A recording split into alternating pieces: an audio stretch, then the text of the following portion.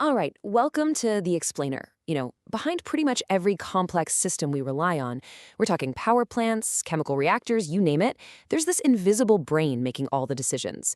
Today, we're going to dive into how these systems went from just reacting to problems to actually predicting them, keeping our whole world in this perfect silent balance. So, how on earth is this even possible?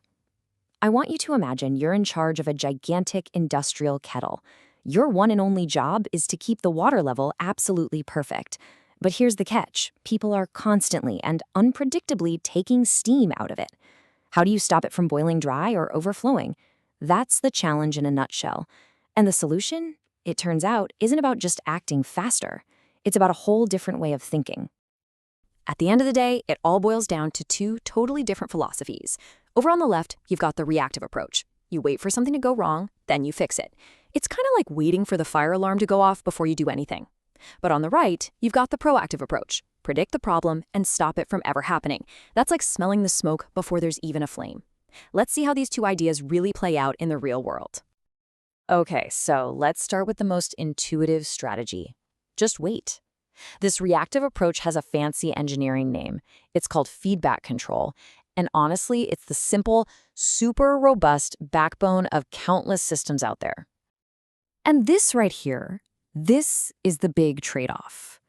See, the beautiful thing about feedback is its simplicity. It doesn't need to know why something went wrong. It just sees the result and fixes it. But that's also its fatal flaw. It can only act after the system is already out of whack. And for some really critical processes, after is just way too late. So, if reacting just isn't good enough when the stakes are really high, what's the alternative? Well, this is where things get really clever. Engineers came up with this brilliant solution, a way to actually see problems coming down the pipe and act before they hit. It's called feed-forward control. Okay, so here's the secret sauce. Instead of measuring the thing you're trying to control, like, say, the temperature of a room, you measure the thing that's about to mess it up, like an open window that's letting in a blast of cold air. You then turn up the heat before the room's temperature even has a chance to drop. Get it? You're heading the problem off at the pass. So, while feedforward gives you this incredible promise of maybe, just maybe, achieving perfect control, it's not free. There's a catch. It's not a magic bullet. You've got to have the right sensors to measure that disturbance, and you need a really good model of your system to predict what effect it's going to have. All of that adds complexity and cost, so you really only break it out when the stakes are high enough to justify the investment. All right, let's talk about a place where this stuff is literally a matter of life and death. Controlling the water level in a huge industrial boiler is, no joke, one of the toughest and most dangerous jobs in all of process control. If you have too little water, the boiler tubes can overheat and rupture catastrophically. Too much water, and it gets sucked into the steam turbine, basically shredding it from the inside out. Now, here's where things get super weird and completely counterintuitive. When a ton of steam is suddenly pulled from the boiler, the pressure drops, and the water inside just erupts into bubbles. It's exactly like shaking a can of soda and popping the top. It just foams up like crazy. A simple sensor just sees all this foam and thinks, hey, the water level is rising. So a simple reactive controller makes the absolute worst possible decision. It shuts off the water supply right when the boiler is screaming for more. And that is a recipe for disaster. So how did engineers fix this nightmare scenario? Well, they did it in stages. They started with what's called single-element control, which just measured the water level. And as we just saw, that was easily fooled. So they added a second, proactive element, a sensor measuring the steam leaving the boiler. Now the system could see demand coming. Finally, to get it just perfect, they added a third element measuring the water coming in. What you end up with is a perfect mass balance, a nearly foolproof system that's both unbelievably stable and, most importantly, safe. All right, let's switch gears to another really common, really powerful type of proactive control.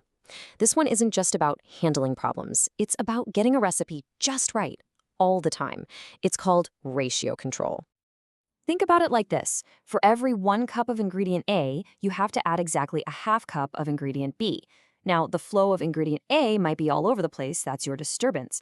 The ratio controller's only job is to watch that wild flow and instantly adjust the flow of ingredient B to keep that perfect ratio no matter what. A perfect, and I mean life-saving, example of ratio control is in combustion, like in a giant furnace or boiler. Getting that mix of air and fuel exactly right is absolutely critical. Not just for efficiency, but for, not blowing things up. This chart shows you the balancing act you're dealing with. See that big bar right in the middle? That's the sweet spot, the optimal ratio where you're getting the most bang for your buck. But if you drift to the left into a fuel-rich state, you're making nasty pollutants and creating a potential explosion hazard. If you drift to the right with excess air, well, it's safer, but you're just wasting a ton of energy and money heating up air for no reason. The whole point of ratio control is to keep the process locked right on that peak. And this leads us to the #1 unbreakable rule of combustion safety, which is literally hard-coded into these control systems. They're designed to fail safe. So when the system needs more fire, it adds air first, then fuel. When it needs to power down, it cuts fuel first, then air. The logic is so simple. Always, always make sure there's enough air so you can never accidentally create a dangerous, explosive mix. And that right there is really the heart of it all.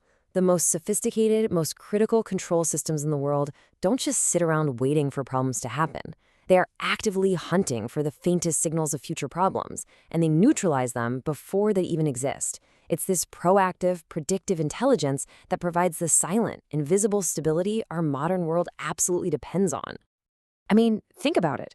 From the power grid that's balancing supply and demand across the country in milliseconds, to the engine in your car that's constantly fine-tuning its air-fuel mix, this kind of proactive control is the invisible brain running silently in the background of all of our lives. Thanks for joining this explainer.